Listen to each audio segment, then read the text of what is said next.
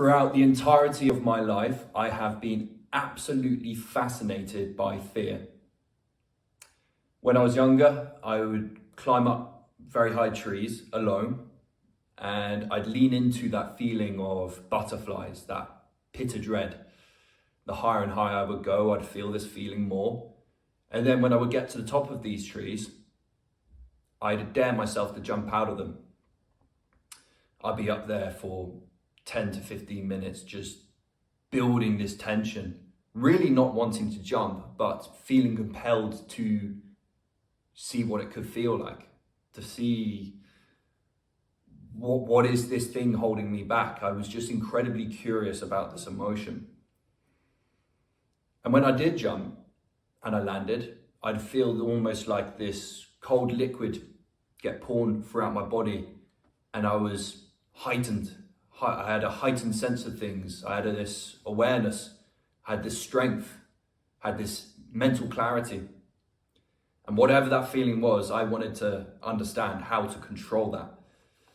So that put me down a journey which I'm still going down now, where I use climbing as a vehicle to explore fear. I believe fear is like fire. It can cook your food or it can burn your house down, depending on how much you use of it. And I have developed 3 main pillars to help anyone control their deepest, darkest fears. And that's a big part of my life's mission, is helping transform people's lives by changing their relationship with fear. So I put on talks to corporate companies, businesses, charities, and schools, mainly focusing on the power of fear. Throughout the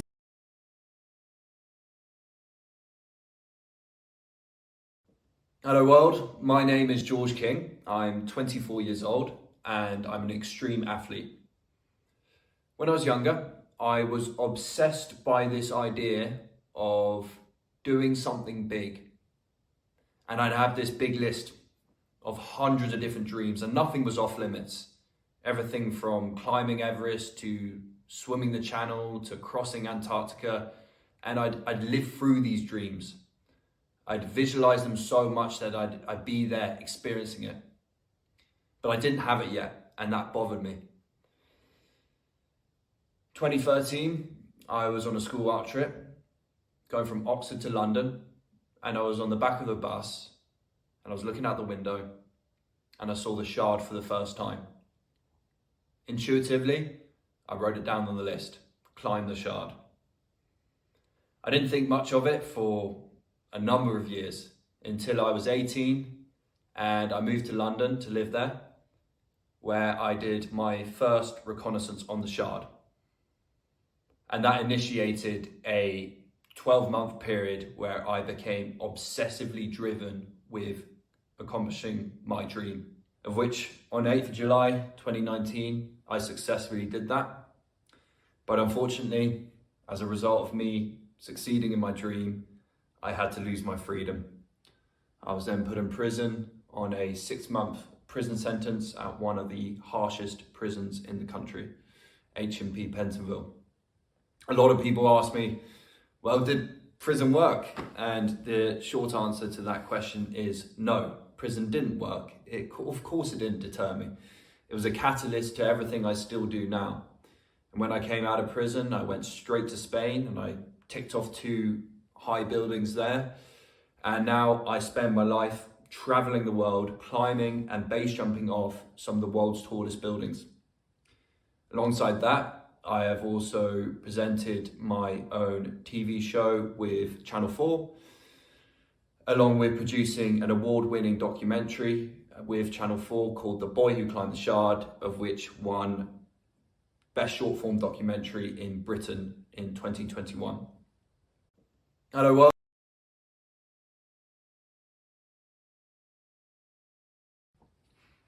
My superpower in life is ADHD.